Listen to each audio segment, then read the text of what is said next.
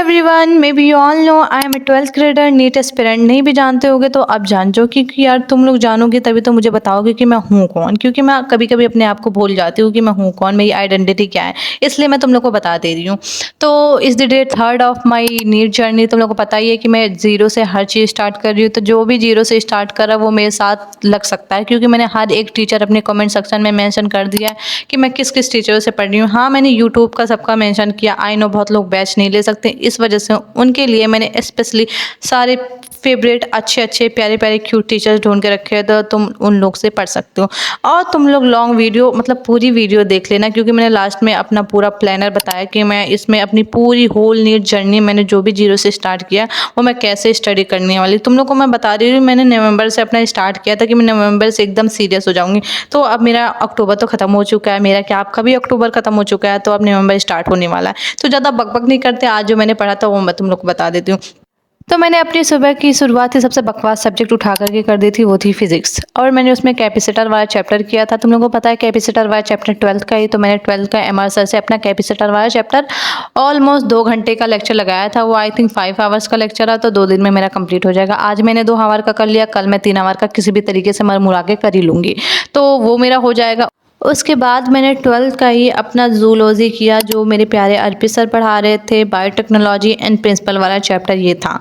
And ये I think इसका 4th lecture होने वाला है। एंड आई डोंट नो इसमें कितने लेक्चर होने वाले हैं, अभी तो 4th ही पढ़ा गया। ये 27 अक्टूबर को फर्स्ट इसका क्लास हुआ था दिवाली के बाद। तो मैं अभी देख रही हूँ, आई थिंक आज कौन सी डेट है, आज है 29 अक्टूबर, यानी 2 दिन बाद मैं ये लेक्चर देख रही हूँ। और इसका रीज़न ये है क्योंकि रिकॉर्डेड फॉर्म में ये उस टाइम अवेलेबल नहीं था 27 को, तो इस वजह से मैं आज इसको देख रही हूँ। मैं तुम लोग को सब चीज़ बता दे रही हूँ, मैं बिल्कुल भी आलसी नहीं हूँ कि उस टाइम लेक्चर आया था तो मैंने क्यों नहीं देखा, क्योंकि उस टाइम रिकॉर्डेड अवेलेबल भी नहीं था एंड ऑनलाइन भी पता नहीं क्यों नहीं चल रहा था। तो अब 2 दिन बाद ये अवेलेबल हुआ है, तो मैं इसको देख रही हूँ। एंड तुम लोग चेक कर सकते हो, मैं उनका लेक्चर करूँ और उनके नोट्स ना बनाऊँ, ऐसा हो ही नहीं सकता भाई। मेरे को उनके लेक्चर करते हुए अगर 2 घंटा 3 घंटा भी लग जाए ना, मेरे को नहीं भारी पड़ता है, क्योंकि वो इतना अच्छा पढ़ाते हैं, इतने प्यारे तरीके से पढ़ाते हैं कि भाई ऐसा लगता है कि ना उनका जो पढ़ा रहे हैं ना उसको कंप्लीट कर लो। बाकी पढ़ाते तो सारे टीचर्स अपनी तरफ से बेस्ट ही हैं, बट हमारी पर्सनल चॉइस होती है कि हमें कौन से टीचर सबसे ज़्यादा अच्छे लगते हैं। एंड मेरे को जितने भी अच्छे टीचर्स लगते हैं, मैंने सारी लिंक तुम लोग को कमेंट सेक्शन में मेंशन कर दिए, तो तुम लोग वहाँ से जा करके देख सकते हो कि मैं किस किस टीचरों से पढ़ रही हूँ। देन उसके बाद मैंने अपना मोल कंसेप्ट किया था, वो भी आकांक्षा मैम से। इनकी भी लिंक मैंने कमेंट सेक्शन में मेंशन कर दी है, तो तुम लोग वहाँ से जा करके इनको देख सकते हो। एंड जो आकांक्षा मैम है, ये पूरी physical chemistry, organic chemistry, inorganic chemistry, ये सारे पढ़ाती है। मैंने लिंक भी प्रोवाइड कर दिया है, जिसको 1 इन ऑल टीचर चाहिए तो वो इनकी लेक्चर देख सकते हैं। तो मैं अभी आकांक्षा मैम से अपनी मूल कॉन्सेप्ट वाला चैप्टर पढ़ रही हूँ। एंड उसके बाद मैंने अपनी ऑर्गेनिक केमिस्ट्री नोमेनक्लेचर वाला चैप्टर किया था, वो भी एसिड सर से। मैंने इनका भी बताया, ये भी काफ़ी अच्छा पढ़ाते हैं। तो मैं तुम लोग को एक चीज़ बता देती हूँ, आकांक्षा मैम और ये जो एसिड सर है, ये दोनों ही ऑर्गेनिक केमिस्ट्री पढ़ाते हैं। आकांक्षा मैम जो है ऑर्गेनिक, इनऑर्गेनिक, फिजिकल तीनों पढ़ाती हैं। और मैंने दोनों की लिंक तुम लोगों को प्रोवाइड कर दी है कॉमेंट सेक्शन में। तो अगर तुम लोग को जो भी बेटर लगेंगे उनमें से, तो तुम लोग जाके थोड़ा थोड़ा लेक्चर देख लेना, तुमको ज़्यादा जो समझ में आएंगे तुम लोग उनसे कर लेना, ठीक है। बट ये ऑर्गेनिक अच्छा पढ़ाते हैं, तो इस वजह से मैं इनसे ऑर्गेनिक कर रही हूँ। एंड बाकी तो मैं सारा आकांक्षा मैम से ही कर रही हूँ। बाकी तुम लोगों को जो अच्छे लगेंगे, जो सही लगेंगे, तुम उनसे पढ़ना। मेरे कहने पे तुम लोग बिल्कुल भी इनसे ना पढ़ना कि ये कह रही है अच्छा पढ़ा रहे हैं तो अच्छा ही पढ़ा रहे होंगे। भाई अपना अपना तरीका होता है, किसी को कोई टीचर अच्छे लगते हैं, किसी को कोई अच्छे लगते हैं। अगर तुमको कोई टीचर अच्छा लगता होगा, ज़रूरी नहीं है कि वो टीचर मुझे अच्छा लगे, तो ऐसा ये भी है। अगर तुम लोग इनसे पढ़ के देखना, अगर तुम लोग को सही लगेगा तभी तुम लोग पढ़ना। मेरे कहने पे ये अच्छा पढ़ा रहा है, अच्छा पढ़ा रहा है, तो ज़रूरी नहीं है कि तुमको भी ये सही लगे।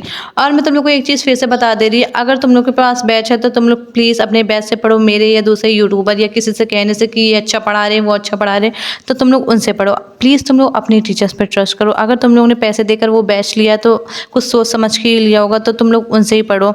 ये चीज़ मैं इसलिए बता रही हूँ क्योंकि जो यूट्यूब से पढ़ते हैं, जिनके पास बैच नहीं ले सकते, मैं उनके लिए ये सब चीज़ें बता रही हूँ। तो वो ये चीज़ से पढ़ सकते हैं, ये टीचरों से पढ़ सकते हैं। तो अगर तुम लोग किसी और बैच से पढ़ रहे हो तो प्लीज़ उन्हीं से करो तुम लोग। मेरे कहने पे तो बिल्कुल भी ना करना यार, क्योंकि अपनी अपनी चॉइस होती है, कौन से टीचर तुम्हें अच्छे लगते हैं, कौन से टीचर से तुम्हें ज़्यादा समझ में आता है, तो तुम लोग को वो ज़्यादा बेहतर पता होगा। और ऐसा मैंने काफ़ी बच्चों को देखा है कि कोई अगर उनका कज़न या कोई भी पढ़ रहा है, वो कहते हैं कि ये टीचर ज़्यादा अच्छा पढ़ा रहे हैं, तुम इनसे पढ़ो, इनसे ज़्यादा समझ में आएगा। एंड लास्ट मोमेंट पे वो टीचर तुम्हें समझ में नहीं आते, तो तुम लोग अपने अंदर कमियाँ निकालने लगते हो, जब ये इतने अच्छा पढ़ा रहे हैं तो मुझे क्यों नहीं समझ में आ रहा है। भाई तुम लोग अपने अंदर कमियाँ निकालना ख़त्म कर दो, ठीक है। अपनी अपनी चॉइस होती है, किसी को कोई टीचर अच्छे लगते हैं, किसी को कोई टीचर अच्छे लगते हैं। सबका ज़रूरी नहीं है कि जो सबको अच्छे लगे वो तुम्हें अच्छे लगे। सबकी अपनी अपनी चॉइस होती है, अपनी अपनी पसंद होती है। तो तुम लोग अपनी पसंद से जो भी करना होगा वो कर लेना। इतना तो ज्ञान मैंने अपना ये दे दिया, इसको तुम लोग समझ लो, ठीक है। उसके बाद मैंने अपनी 11th का चैप्टर किया था, वो था वेक्टर वाला। तुम लोगों को पता ही है कि मैंने वेक्टर का आधा खत्म कर लिया था एंड ये 2 आवर्स का बचा था, तो मैंने सोचा चलो यार लगे हाथ इसको भी समाप्ति कर देते हैं, क्योंकि फिजिक्स में जितनी आलस आती है उतनी मुझे किसी चीज़ में नहीं आलस आती है।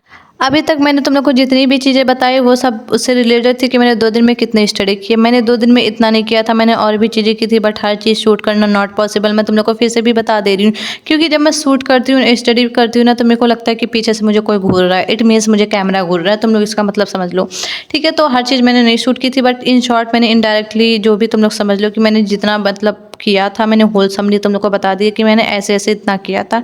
एंड एक्स्ट्रा भी लेक्चर्स मैंने अटेंड किए थे, तो मैंने सब चीज़ शूट नहीं की है। तो मेरा अभी इतना चीज़ कंप्लीट हुआ है, मैं उतना तुम लोग को बता दिया है। एंड इधर मैं तुम लोग को मोस्ट इंपॉर्टेंट थिंग इसलिए बोल रही थी कि तुम लोग पूरे लेक्चर देखना, क्योंकि इधर मैंने अपने पूरे 5 मंथ्स का प्लानर सेट किया है कि मुझे किस तरीके से अपना सारे सिलेबस कवर करना।